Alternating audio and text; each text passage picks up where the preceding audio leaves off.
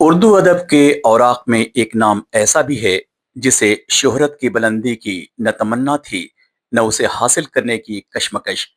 اس نے تو اپنی سادگی، سچائی اور دل چھو لینے والے جذبات کو اپنی شاعری میں پرو دیا۔ اسے لوگ بڑے ہی عزت سے خلیش مخدوم آبادی کہتے ہیں۔ اخبار زرین کے مرکز تھے وہ۔ ان کی شاعری میں فصاحت، بلاغت سے زیادہ عام فہم الفاظ کو استعمال کر حالات حاضرہ پر جو اشعار کہے ہیں، یقیناً اس کی ستائش کی جانی چاہیے۔ آج کے اس دور میں جہاں جذبات کند ہو گئے ہیں اور مشینوں نے انسان کی جگہ لینا شروع کر دیا ہے، ایسے میں خلیش مخدوم آبادی کی شاعری انسانی قدروں کا نیا باب کھولتی ہے۔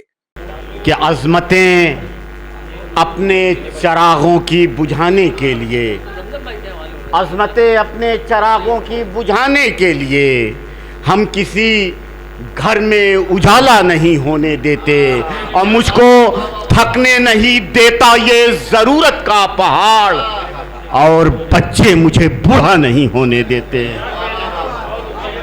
حضرات، ایسے ہی لہجے اور حریفانہ لہجے کی شاعری کرنے والا ایک صحافی، شاعری کا ایک لمبا تجربہ، محترم اطہر بنارسی ہمارے درمیان موجود ہیں۔ میں ان کو دعوت سخن دیتا ہوں کہ وہ آئیں اور اپنا کلام پیش کریں، لیکن یہ اطلاع بھی ضروری ہے کہ آپ بھی خلیش مخدوم آبادی صاحب کے بہت ہی خاص مشیر کار تھے۔ ایک طرف نشستیں مغل سرائے میں ہوتی تھیں تو دوسری جانب چوہٹہ لال خاں میں ہوتی تھیں۔ ہم شاعر وہاں مزدور کی طرح بیٹھے رہتے تھے اپنی باری آنے کا، 50 شاعر، 30 شاعر، 40 شاعر، اور سب صرف غزل پڑھنے نہیں جاتے تھے بلکہ مصرع طرح پہ غزل لکھ کے جاتے تھے۔ وہاں پہ 3 مصرے نکلتے تھے، ردیف دی جاتی تھی یا کبھی قافیہ دے دی جاتی تھی، اور اس پہ تمام شہر کے شعراء اپنے شاعر ہونے کا ثبوت دیتے تھے۔ اس وقت کسی شاعر کو متشاعر کی نظر سے نہیں دیکھا جاتا تھا، ہم گواہ ہیں اس بات کے۔ میں خلیش مخدوم آبادی صاحب کے سالے صاحب عرفان صاحب سے گزارش کرتا ہوں کہ ہمارے اس اہم اور قیمتی شاعر کی گلپوشی کریں اور شال پوشی کریں۔ اطہر بھیا،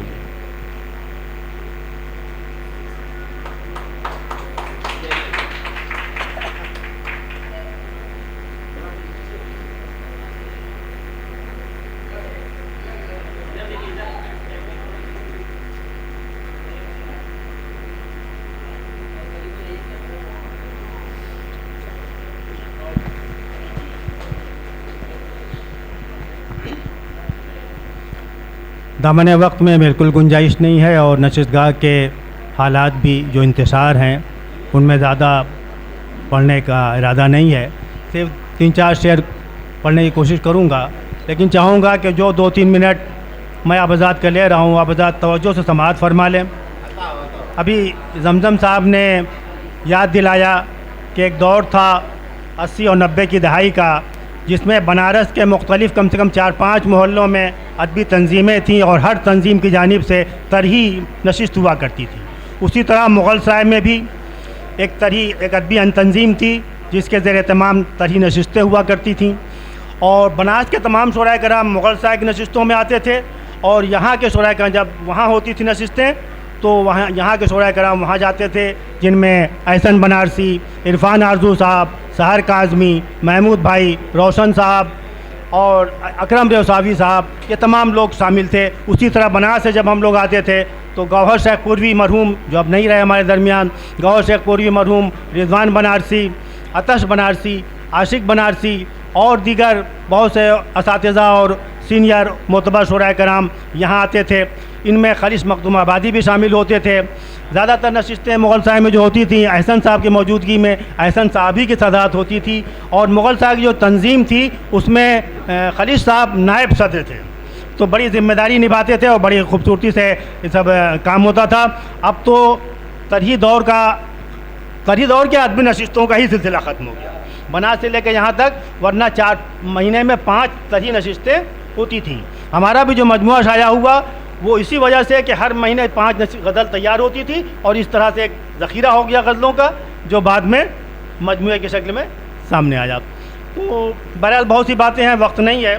4 مصرے ملاحظہ فرمائیں کہ نقش وفا جہاں سے مٹانے میں رہ گئے, نقش وفا جہاں سے مٹانے میں رہ گئے, ہر راہ میں وہ خار بچھانے میں رہ گئے, ہر راہ میں وہ خار بچھانے میں رہ گئے, اور میں قتل ہو کے پا گیا منزل حیات کی, میں قتل ہو کے پا گیا منزل حیات کی, وہ گھر کو میرے آگ لگانے میں رہ گئے, میں قتل ہو کے پا گیا منزل حیات کی, وہ گھر کو میرے آگ لگانے میں رہ گئے. 4 مصرے اور کہ خون پیتے ہوئے چنگیز سے نفرت کی ہے, خون پیتے ہوئے چنگیز سے نفرت کی ہے, ہم نے ہر دور کے ظالم سے بغاوت کی ہے, خون پیتے ہوئے چنگیز سے نفرت کی ہے, ہم نے ہر دور کے ظالم سے بغاوت کی ہے, اور آج تم کہتے ہو گلشن پہ کوئی حق ہی نہیں. ارے ہم نے صدیوں اسی خطے پہ حکومت کی ہے, آج تم کہتے ہو گلشن پہ کوئی حق ہی نہیں, آج تم کہتے ہو گلشن پہ کوئی حق ہی نہیں. ہم نے صدیوں اسی خطے پہ حکومت کی ہے, ہم نے صدیوں اسی خطے پہ حکومت کی ہے. بس آخری 4 شعر کہ نہ آئے کچھ یہاں لے کر نہ جاؤ گے وہاں لے کر, نہ آئے کچھ یہاں لے کر نہ جاؤ گے وہاں لے کر, ارے بتاؤ کیا کرو گے تم زمین و آسمان لے کر, نہ آئے کچھ یہاں لے کر نہ جاؤ گے وہاں لے کر, بتاؤ کیا کرو گے تم, بتاؤ کیا کرو گے تم زمین و آسمان لے کر.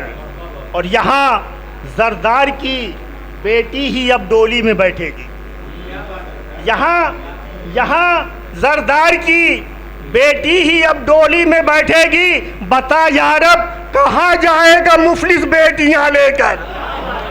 یہاں زردار کی بیٹی ہی یہاں زردار کی بیٹی ہی اب ڈولی پہ بیٹھے گی, بتا یارب کہاں جائے گا مفلس بیٹیاں لے کر.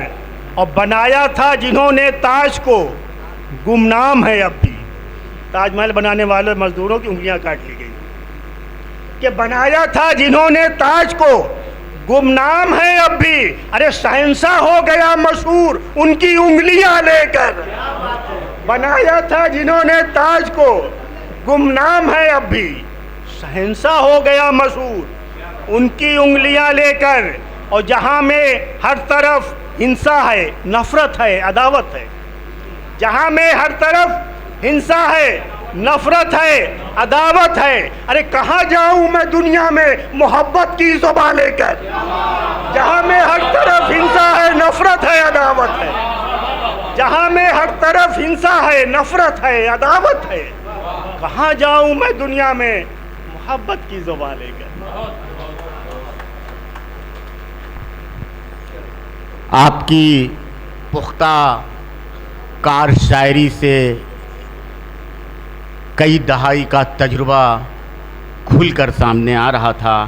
آپ تھے اطہر بنارسی, آپ معاشرے پہ بھی نبازی کرتے تھے, اور پھر ایک صحافی کی حیثیت سے آپ روزانہ جو اداریہ لکھتے تھے وہ بھی کافی مقبول تھا. روزنامہ آواز ملک کے کافی دنوں تک انہوں نے ادارت سنبھالی, اور آج بھی لکھنے پڑھنے کے کام میں سرگرداں رہتے ہیں.